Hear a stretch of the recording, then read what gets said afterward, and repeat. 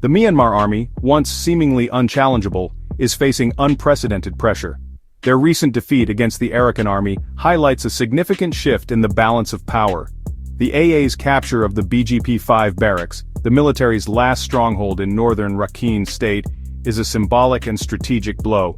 This victory gives the AA complete control of the 270-kilometer border with Bangladesh.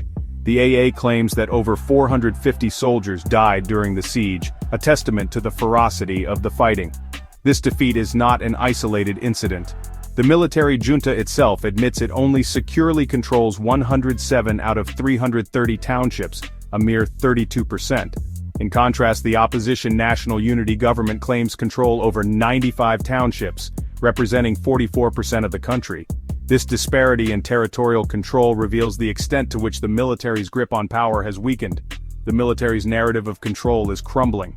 The reality on the ground paints a different picture, a country fractured by conflict, where the military is increasingly seen as an occupying force.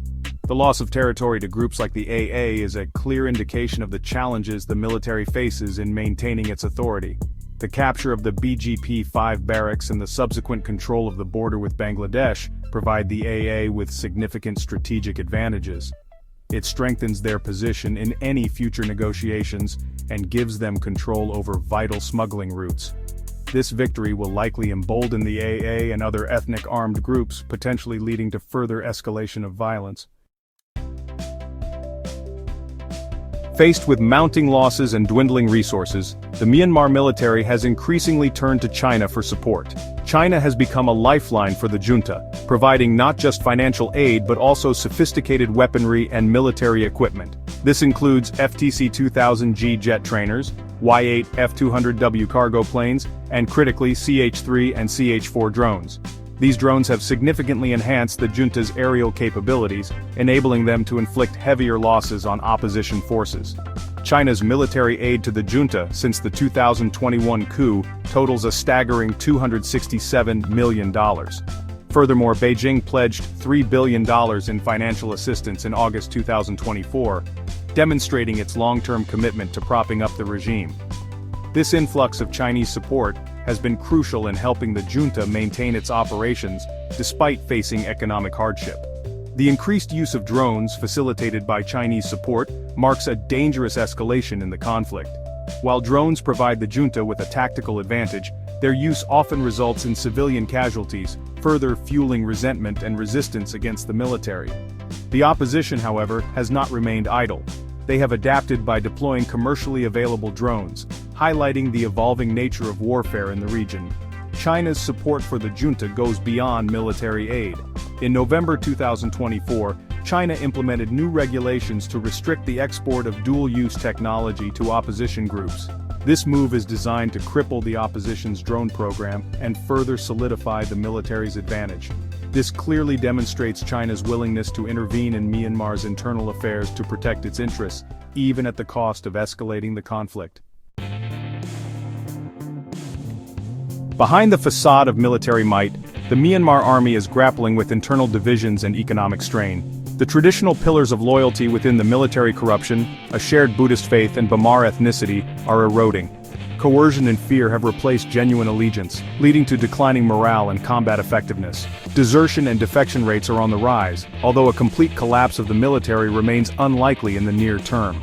Soldiers are disillusioned by the junta's brutality, the dwindling economic opportunities, and the seemingly unwinnable war they are being asked to fight. The junta's economic mismanagement has exacerbated these challenges.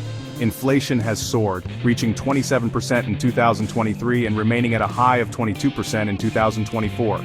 The kyat, Myanmar's currency, has plummeted in value.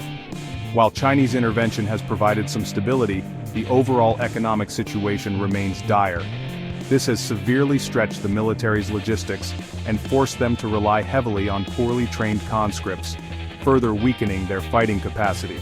The combination of internal divisions and a crippled economy poses a significant threat to the military's long-term survival. The erosion of trust within the ranks, coupled with the economic hardship faced by ordinary soldiers, could eventually lead to a fracturing of the military from within.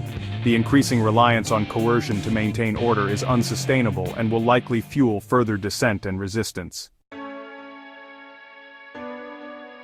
The Arakan Army's control over Rakhine State presents a precarious situation for the Rohingya population. The Rohingya, a persecuted Muslim minority, have long faced violence and discrimination at the hands of the Myanmar military. While the AA has condemned the military's atrocities against the Rohingya, relations between the Rohingya and the Rakhine Buddhist majority remain tense, particularly after some Rohingya groups sided with the military against the AA. An estimated 600,000 Rohingya remain in Rakhine State, facing an uncertain future. The UN has issued dire warnings of a looming famine due to displacement and the military's ongoing blockade of humanitarian aid. The AA's ability and willingness to protect the Rohingya and ensure their basic needs remain unclear. Adding a glimmer of hope to this complex landscape is the recent ceasefire between the junta and the Myanmar National Democratic Alliance Army. This ceasefire, brokered under Chinese pressure, signals a potential shift towards dialogue. China has also been actively involved in mediating peace talks with other ethnic resistance organizations, aiming to stabilize the region and secure its interests. Whether these peace efforts will bear fruit remains to be seen. The situation in Myanmar is volatile and complex, with multiple actors vying for power and influence. The military's grip on power has weakened, but it remains a formidable force heavily armed and backed by China. The opposition, while fragmented, continues to resist, demonstrating resilience and adaptability. The Rohingya, caught in the crossfire, face an uncertain and perilous future. As Myanmar navigates this tumultuous period, the path ahead remains unclear, fraught with challenges and potential pitfalls.